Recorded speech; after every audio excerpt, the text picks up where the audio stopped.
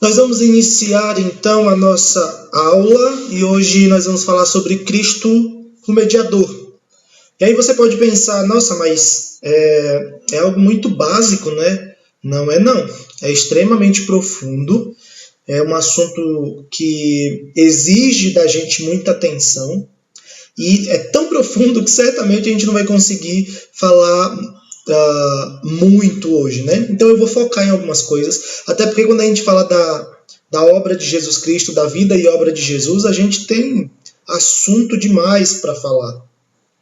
E para não ficar muito grande a aula, eu vou focar em algumas coisas, até porque nós temos uma matéria, uma área na parte da teologia que se chama Cristologia, que vai focar na obra e na vida de Jesus, e é profundo demais. Então nós temos assunto demais para falar aqui, e só que eu vou me ater a algumas coisas. Então nós temos uma estrutura de aula aqui, eu vou reduzir para... Só um instante. Nós temos a nossa estrutura de aula e nós vamos falar, basicamente, nós temos uma introdução, depois a gente vai falar sobre o caráter do mediador, o propósito da mediação, a obra da mediação e a mediação ao longo dos tempos. Tá? Nós temos essa estrutura aí para seguir, resumida aí nesse círculo que aparece para você agora.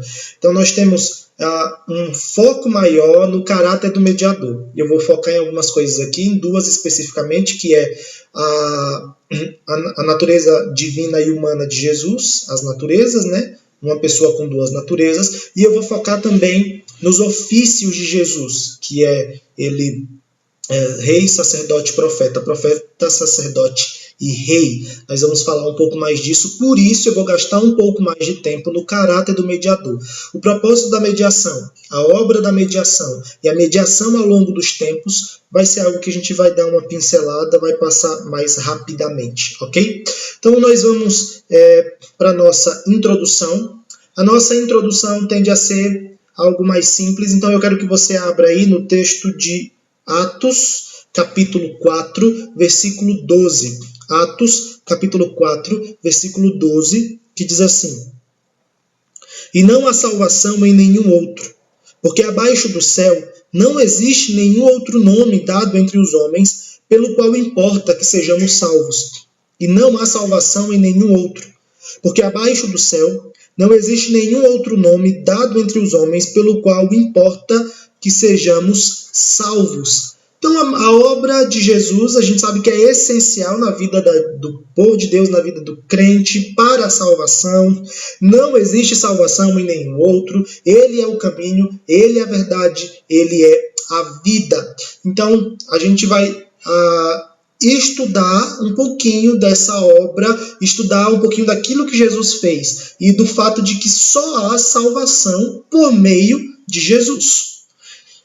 A Confissão de Fé de Westminster, no início ali no capítulo 8, parágrafo 1, diz assim: aprove a Deus em seu eterno propósito escolher e ordenar o Senhor Jesus, seu Filho unigênito, para ser o mediador entre Deus e o homem. Então nós estamos estudando essa obra de mediação.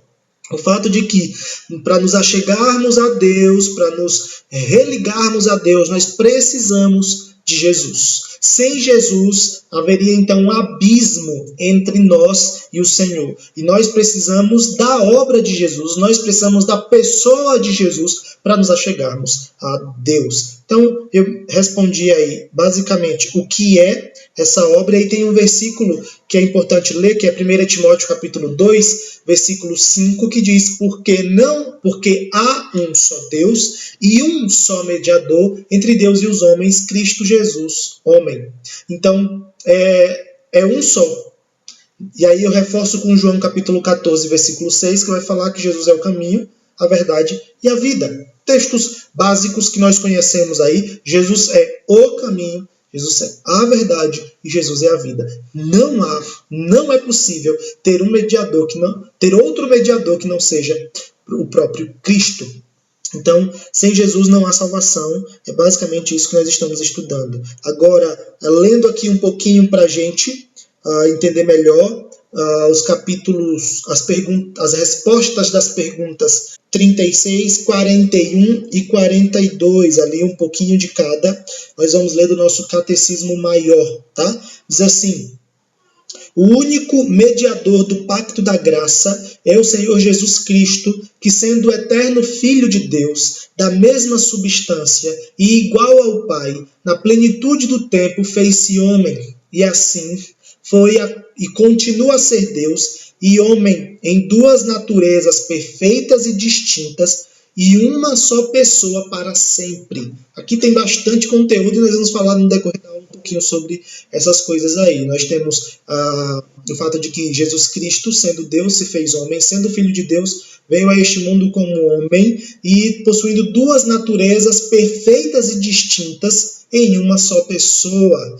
E aí nós temos o restante que diz: o nosso mediador foi chamado Jesus, porque foi acima de toda medida, ungido com o Espírito Santo, e assim separado e plenamente revestido com toda autoridade e poder, para exercer os ofícios de profeta, sacerdote e rei de sua igreja, tanto no estado de sua humilhação, como no de sua exaltação. E aí aqui a gente tem a outra ênfase que eu vou dar. Eu disse que a gente vai parar um pouquinho nessas duas coisas, tanto nas duas naturezas, duas naturezas como uma pessoa, né? E quanto no elemento dos ofícios de Jesus, que é profeta, sacerdote e rei, tá bom? Então nós vamos falar sobre essas coisas, e eu acredito que essas perguntas do Catecismo Maior nos ajudam bastante, elas resumem bem aquilo que nós queremos falar hoje. Voltando aqui, nós vamos para então o nosso caráter do mediador, que é onde nós passaremos a maior parte do nosso tempo. O caráter do mediador. No caráter do mediador, e aí é importante que você tenha aí a Bíblia aberta. Alguns textos eu vou ler aqui de maneira mais rápida, só que tem textos que é necessário que você ajude abrindo aí, tá bom? Então tem alguns textos que eu vou ler de maneira rápida, mas alguns é importante que você abra junto comigo. Então, o fato de que, como eu disse, Jesus é divino e humano, Jesus é Deus e é homem, e é extremamente necessário, foi extremamente necessário que, para que a obra de mediação fosse completada, era necessário que fosse um Deus homem, que Jesus tivesse essas duas naturezas. E para a gente entender um pouquinho melhor isso, eu vou precisar definir aqui o que é natureza e o que é pessoa. Então eu vou dar a definição mais técnica, uma definição um pouco mais técnica, e depois eu vou tentar explicar de maneira resumida. Mas a definição mais técnica é: natureza é o conjunto de propriedades ou atributos que caracterizam uma substância, isto é, aquilo que compõe a essência desta substância, não a sua individualidade ou personalidade. Ou seja, o que eu estou falando? Que a natureza tem a ver com aquilo que pode ser tirado de você e ainda assim não mudaria a sua estrutura básica. Então vamos lá, eu posso pintar uma cadeira um exemplo aqui, eu posso pintar uma cadeira da cor que eu quiser e ela vai continuar sendo uma cadeira. Então a natureza se refere a estar ligado àquilo que pode ser retirado ou que pode ser mudado sem que faça com que você perca a ideia de a sua estrutura, que não muda a sua estrutura básica. Então aquilo que pode ser tirado, que não elimina ou que não muda a sua estrutura básica, que não faz com que você deixe de ser aquilo que você é. Agora a gente tem o conceito de pessoa. O conceito de pessoa, tecnicamente, refere-se à individualidade autoconsciente de um ser, isto é, uma substância conscientemente independente. Resumidamente, a gente está falando que pessoa tem a ver com as qualidades que fazem de você um ser totalmente único, distinto de todos os demais, inclusive dos seus semelhantes, e também responsável por suas ações. Então, qual é a ideia? Eu sou uma pessoa, você é outra pessoa, e a gente é diferente, tem as nossas individualidades, as nossas características aqui. Eu sou uma pessoa individual, autoconsciente. Então, é essa a ideia de pessoa. Então, nós temos Jesus Cristo com duas naturezas, sendo uma pessoa. Tendo entendido esse conceito, tendo entendido a ideia de Jesus como duas naturezas e uma pessoa, nós vamos ler então alguns textos que falam da necessidade dessas duas naturezas. Como o homem não podia salvar-se, né, ele precisava que Jesus viesse como Deus homem e aplacasse a ira de Deus. E aí nós vamos ler alguns textos. Texto de Romanos capítulo 1, versículo 3 e 4 diz assim: com respeito ao seu filho, o qual, segundo a carne, veio da descendência de Davi e foi designado filho de Deus com poder, segundo o Espírito de santidade, pela ressurreição dos mortos, a saber, Jesus Cristo, nosso Senhor. Então nós temos aqui, segundo a carne, designado filho de Deus. Então as duas naturezas aí. Gálatas capítulo 4, versículo 4 diz: vindo, porém, a plenitude do tempo, Deus enviou o seu Filho, nascido de mulher, nascido sob a lei. Deus enviou o seu Filho, nascido de mulher, nascido sob a lei.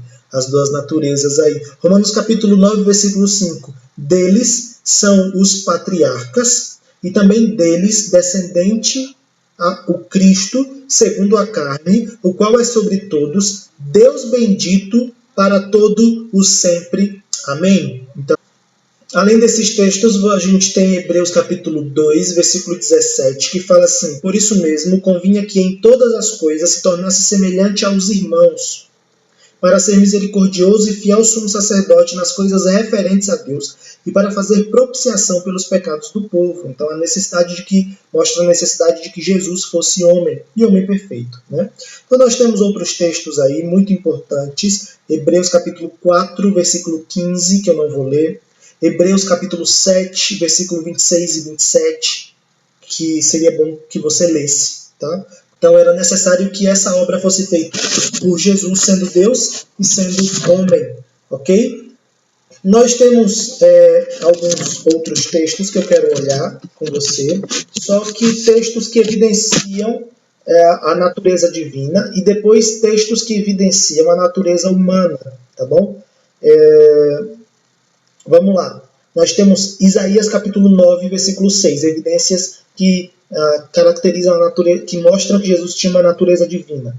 Isaías capítulo 9, versículo 6. Porque um menino nos nasceu, um filho se nos deu, o governo está sobre os seus ombros, e o seu nome será maravilhoso conselheiro, Deus forte, Pai da eternidade, príncipe da paz. Deus forte, tá?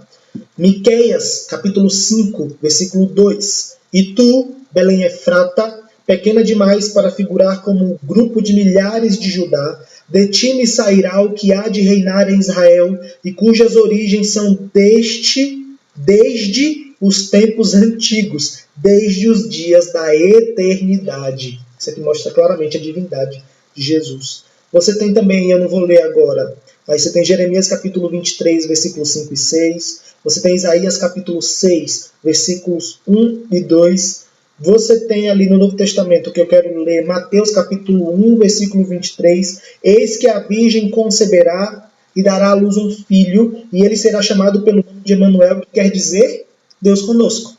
Você tem Mateus capítulo 14, versículo 33, mas eu vou ler João capítulo 1, versículos 1, 14 e 18. Diz assim: no princípio era o Verbo, e o Verbo estava com Deus, e o Verbo era Deus. E o Verbo se fez carne e habitou entre nós, cheio de graça e de verdade. E vimos a sua glória, glória como do unigênito do Pai.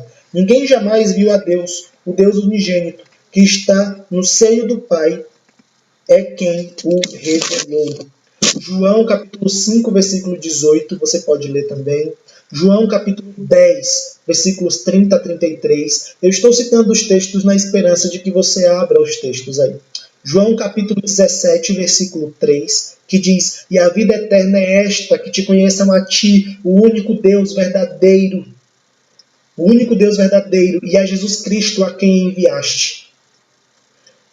Você tem João 19:7, Colossenses 2:9, 2 Pedro 1:1, 1 João capítulo 5, versículo 20, Colossenses capítulo 1, versículo 15, que diz: este é a imagem do Deus invisível, o primogênito de toda a criação. Então nós temos vários textos, e aí você tem esses atributos sendo dados a Jesus, no que se refere à sua obra. Você encontra Jesus como Criador, como Salvador, sendo declarado na palavra de Deus como Criador, como Salvador, como sustentador. E aí eu vou continuar falando aqui, mas como Criador você tem Hebreus capítulo 1, versículo 12, Colossenses 1:16, João 1:13, 1:3, tá? Como Salvador você tem Atos 4:12, como sustentador Hebreus capítulo 1, versículo 13, como perdoador você tem Mateus capítulo 2, versículo 5 a 7, como juiz você tem Atos capítulo 17, versículo 31, como Jesus tendo autoridade para ensinar, autoridade sobre a natureza e autoridade sobre entidades espirituais. E aí você tem esses textos, por exemplo, autoridade para ensinar. Você pode ler Mateus capítulo 7, versículo 28 e 29. Autoridade para ou sobre a natureza, você tem Lucas capítulo 8, versículo 25. E a autoridade sobre entidades espirituais, você tem Marcos capítulo 3, versículos 14 e 15. A Bíblia fala que Jesus é eterno, fala de sua eternidade, João capítulo 8, versículos 57 e 58. Você tem Jesus como autoexistente, então está lá em João capítulo 5, versículo 26. E você tem a imutabilidade de Jesus, citada em Hebreus capítulo 13, versículo 8. Você tem a onisciência, onipotência e onipresença. Onisciência em João 2:25, onipotência João 5:21 e onipresença Mateus capítulo 18, versículo 20 e capítulo 28, versículo 20. Então, é clara na Bíblia a natureza divina de Jesus, como também é muito clara a sua natureza humana. E para evidenciar isso, eu quero ler alguns textos contigo. Tá? Jesus ele tem uma natureza humana também descrita na Bíblia. Então você tem o Redentor possuindo um corpo, ele tem um corpo, né? Então 1 João capítulo 1, versículos 1 a 3 diz assim: o que era desde o princípio, o que temos ouvido, o que temos visto com os nossos próprios olhos, o que contemplamos e as nossas mãos apalparam com respeito ao verbo da vida, e a vida se manifestou e nós a temos visto, e dela damos testemunho, e vô-la anunciamos, a vida eterna, a qual estava com o Pai nos foi manifestada. O que temos visto e ouvido anunciamos também a vós outros, para que vós igualmente mantenhais comunhão conosco. Então você tem aí claramente, aí o texto termina dizendo: ora, a nossa comunhão é com o Pai e com o seu Filho Jesus Cristo. Então ele diz que as nossas mãos apalparam com respeito ao verbo da vida, né? Ele falou: qual estava com o Pai nos foi manifestada. Então estava com o Pai, nos foi manifestada. A gente sabe que Jesus se encarnou. Você tem Lucas capítulo 24, versículo 39, que diz assim: vede as minhas mãos e os meus pés, que sou eu mesmo. Apalpai-me e verificai, porque um espírito não tem carne nem ossos, como vede que eu tenho. Aí você tem outros textos, que é João, outro texto que é João, tem vários outros, mas eu quero citar João capítulo 20, versículo 27 e 28, tá bom? Mas você tem Jesus como tendo emoções humanas. Por exemplo, vamos ler aqui o texto de João capítulo 11, versículo 33 e 35, que diz assim: Jesus, vendo-a chorar, e bem assim os judeus que a acompanhavam, agitou-se no espírito e comoveu-se, e perguntou: onde o sepultastes? Eles lhes responderam: Senhor, vem e vê. Jesus chorou. Então nós temos sentimentos, emoções muito humanas demonstradas por Jesus, como em Lucas capítulo 19, versículo 41, que diz: quando ia chegando, vendo a cidade de Jerusalém, ele chorou. Então nós temos Jesus tendo emoções, né? Aí você tem Lucas capítulo 2, versículo 40 e 52, mostrando que Jesus teve desenvolvimento, né? Nós temos também Hebreus capítulo 5, versículo 7 e 8. Teve desenvolvimento em que sentido? Ele cresceu, ele foi um bebê, depois ele foi um menino, depois ele foi um jovem, depois ele foi um adulto, e a palavra mostra isso. Lucas capítulo 2, versículos 40 e 52 diz assim: crescia o menino e se fortalecia, enchendo-se de sabedoria, e a graça de Deus estava sobre ele. E crescia Jesus em sabedoria, estatura e graça diante de Deus e dos homens. Hebreus capítulo 5, versículo 7 diz que Jesus aprendeu a obediência pelas coisas que sofreu. Então, você tem aí o desenvolvimento tanto fisicamente quanto de conhecimento e tudo mais. Então, Jesus aprendeu a obediência pelas coisas que sofreu. Jesus teve limitações trazidas pela natureza humana, né? Limitações que foram trazidas por conta da natureza. Jesus estava em apenas um lugar. Eu digo, quando Jesus estava em Jerusalém, estava em Jerusalém. Quando estava em outras cidades, ele ia para outra cidade e estava naquela cidade. Quando estava em vilarejos, era ali que ele estava. Então, limitações trazidas por conta da natureza humana. Então, nós temos essas ênfases na palavra do Senhor. O fato é que a Bíblia deixa muito claro para nós que Jesus tinha duas naturezas, a natureza divina e a natureza humana, mas ele era uma pessoa apenas. Então nós temos essa grande ênfase que eu quero dar. Óbvio que poderia ser só uma aula inteira só sobre isso. Então você tem a outra ênfase que eu quero dar, que é no fato de que Jesus possuía 3 ofícios: o ofício de profeta, o ofício de sacerdote e o ofício de rei. Tá bom? E para a estrutura dos ofícios, é importante você entender aqui como que eu vou falar, que é basicamente Jesus era profeta, sacerdote e rei. Jesus possuía os 3 ofícios. E na questão do sacerdote, no ofício de sacerdote, nós aí dividimos em 2 partes, que Jesus intercedia e ele teve sua obra de intercessão e sua obra de expiação. E quando a gente vai falar de expiação, a gente tem que citar pelo menos 5 características importantes, que é a ideia do sacrifício, da propiciação, da reconciliação, da redenção e da destruição. Eu diria que teria que ser uma aula mais só sobre isso, mas eu quero pincelar um pouquinho aqui.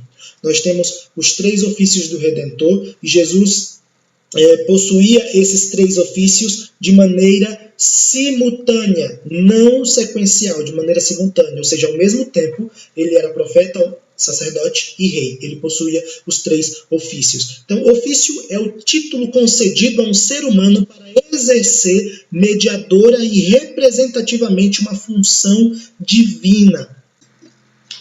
No que se refere aos ofícios, é importante dizer que, dependendo do ofício que tu está falando, tem uma aplicação diferente à questão da representatividade. Por exemplo, quando você pensa no ofício profético, a ideia é de que Jesus, o Redentor, está agindo como representante de Deus junto aos homens. Então ele traz a mensagem do Senhor e ele é a própria mensagem, né? Quando você pensa no ofício real, você também coloca que a ideia do Redentor como representante de Deus junto aos homens. Ou seja, ele é rei, né? Ele está atuando como governador e juiz. E no que se refere ao ofício sacerdotal, aí você tem uma diferença, que é o Redentor agindo como representante dos homens junto a Deus. Então, sendo intercessor e expiador. Então, representante dos homens junto a Deus. Então, ele como mediador. Por isso que é a obra de mediação. Em alguns momentos ele está sendo representante de Deus junto aos homens, e em alguns momentos ele está sendo representante dos homens junto a Deus. O fato é que ele faz essa obra de mediação, e isso é muito claro nos ofícios. E aí você tem, na palavra de Deus, homens que foram profetas, homens que foram sacerdotes, homens que foram reis. E Jesus une as 3 coisas. Jesus era, ao mesmo tempo, profeta, sacerdote e rei.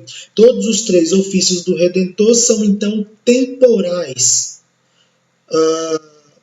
Ou seja, executado a partir de um determinado momento da história.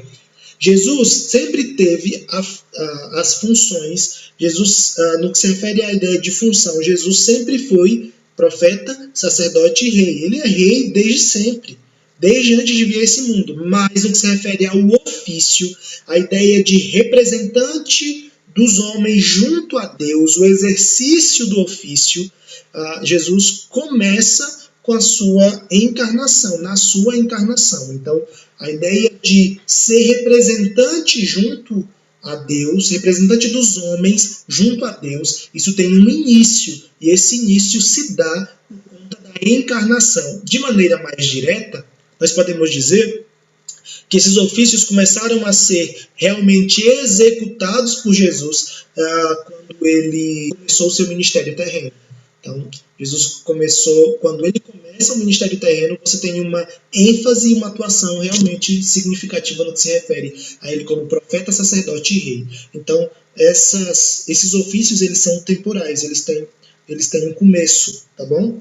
E também temporários, ou seja, serão concluídos na consumação dos séculos. Então, eles são temporais, começaram em um momento da história, e eles são temporários, um momento vai acabar, ou não vai ser necessário mais. Quando todas as coisas forem consumadas, na consumação dos séculos, você tem esses ofícios sendo encerrados, né? Isso significa que o Redentor continuará por toda a eternidade possuindo o título desses ofícios, ele continuará tendo o título, continuará sendo profeta, continuará sendo sacerdote, continuará sendo rei, mas não realizará, pelo menos da mesma maneira, as funções executadas por tais ofícios quando forem instaurados os novos céus e a nova terra.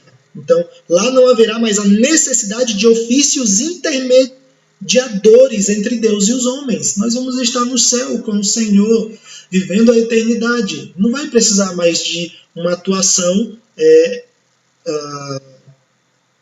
intermediatória, não sei se existe essa palavra, entre nós e Deus, né? Então Jesus vai continuar tendo o título de profeta, sacerdote e rei, mas essa representatividade, no que se refere à atuação dos ofícios, não será mais necessária. Para nós entendermos melhor essa questão dos ofícios, nós temos então vamos ler então alguns textos bíblicos. Primeiro, a ideia de Jesus como profeta, o ofício profético. No ofício profético, você tem Jesus então sendo nosso representante diante de Deus, sendo mensageiro de Deus para nós, ou conosco, trazendo a mensagem do Senhor.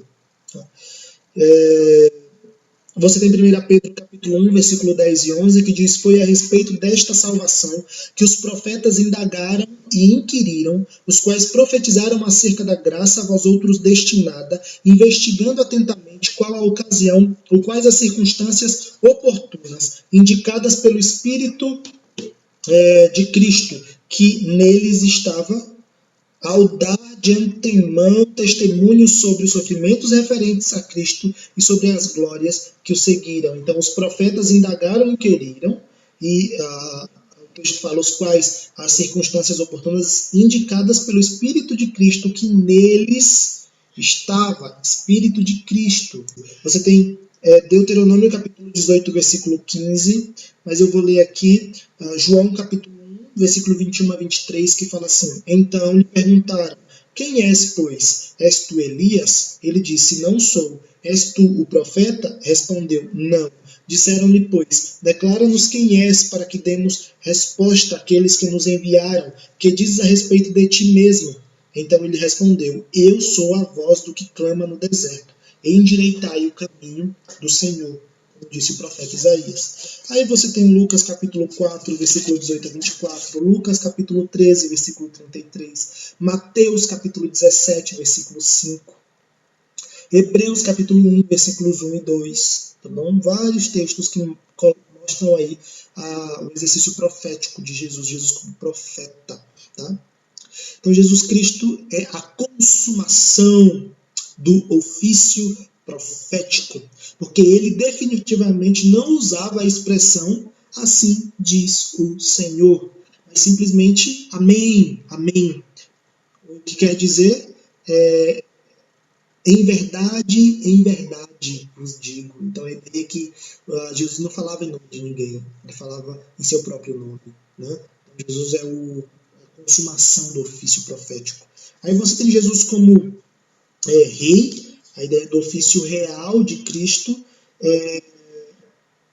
Então é Jesus atuando como representante de Deus junto aos homens, sendo governador e juiz, representante de Deus junto aos homens, exercendo a função de rei. Ele foi governador e ele foi o nosso juiz. E aí você tem vários textos, Salmos capítulo 2, versículos 6 a 9. E eu vou ler aqui Salmo 110, versículos 1 e 2, que diz assim: Disse o Senhor ao meu Senhor, assenta-te à minha direita, até que eu ponha os teus inimigos debaixo dos teus pés. O Senhor enviará de Sião o cetro do seu poder, dizendo: domina entre os teus inimigos. Este salmo é um texto veterotestamentário que é mais citado no Novo Testamento.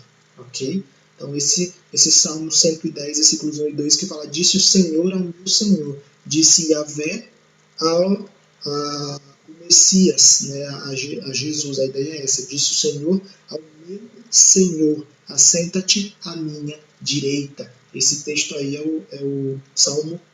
Esse é o Salmo e o texto veterotestamentário mais citado no Novo Testamento.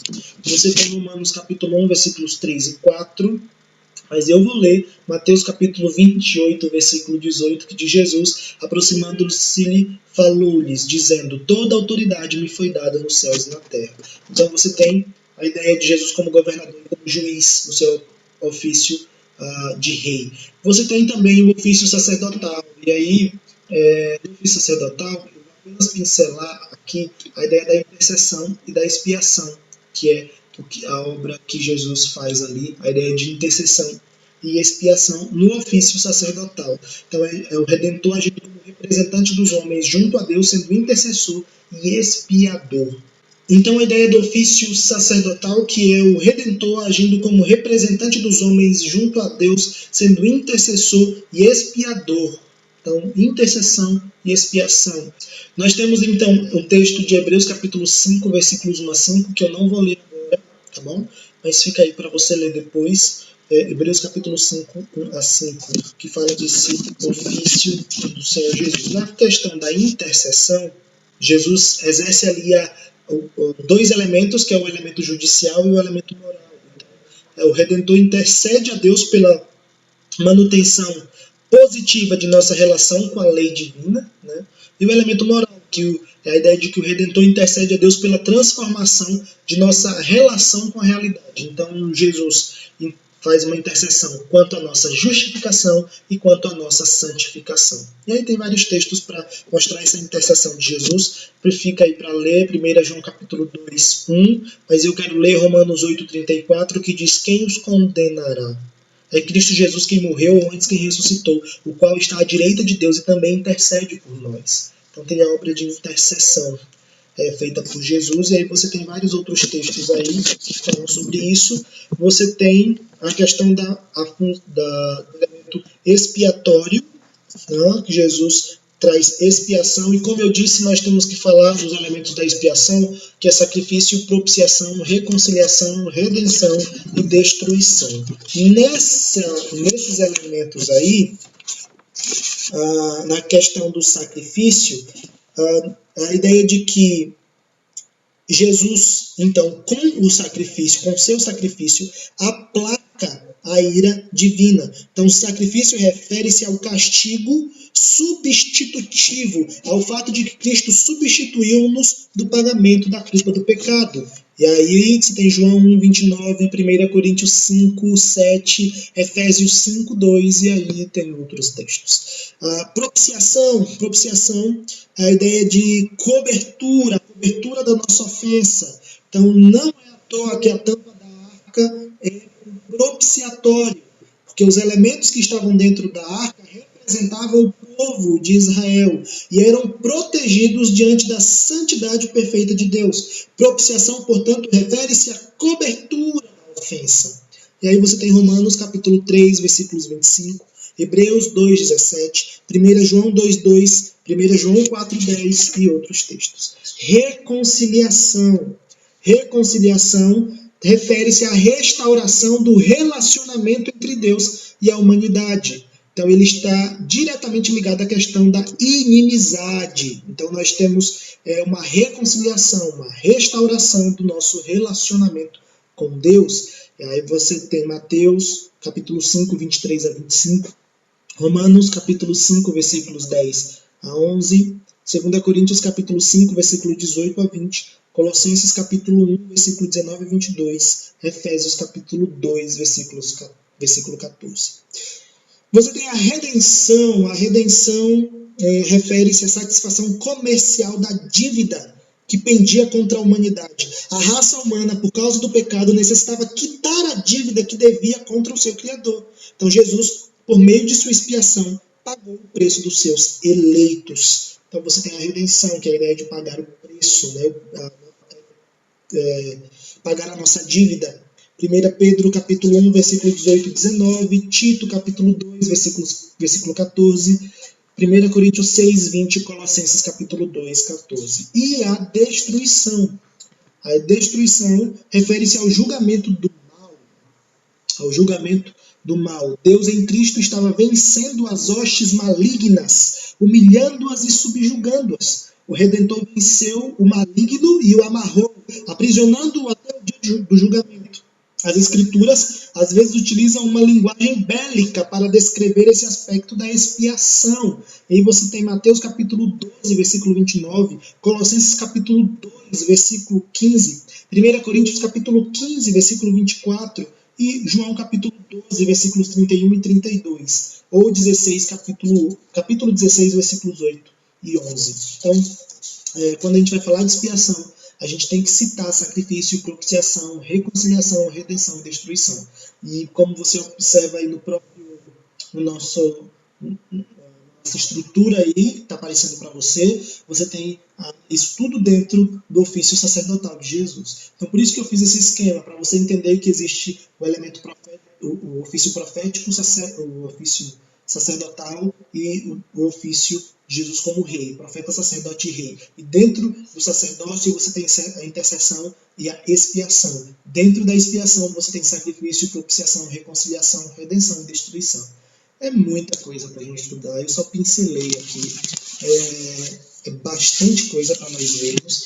Então, a ideia é que nós temos uma obra gigantesca feita por Jesus. E eu quero, para finalizar nosso restante de aula, é impossível falar sobre tudo, ficaria gigantesco, mas ainda assim, eu quero pelo menos trazer para você um pouco mais de curiosidade sobre o restante da aula. Então eu vou basicamente citar aqui os temas e mostrar para você que tem muita coisa para estudar sobre a obra de Jesus. Você tem só nessa parte aí, você tem Jesus como cabeça da igreja, Jesus como juiz do mundo, Jesus como o único mediador, e Jesus como aquele que tem todo o poder. Minha orientação é que você pegue os textos bíblicos que estão descritos aí e leia cada um deles. Tá bom? Estude mesmo, tire um tempo, passe a semana estudando sobre esse assunto. Então você tem Jesus como cabeça da igreja, né? Tá aí, faz parte da sua obra mediatória. Você tem como juiz do mundo, e a gente até falou um pouquinho disso.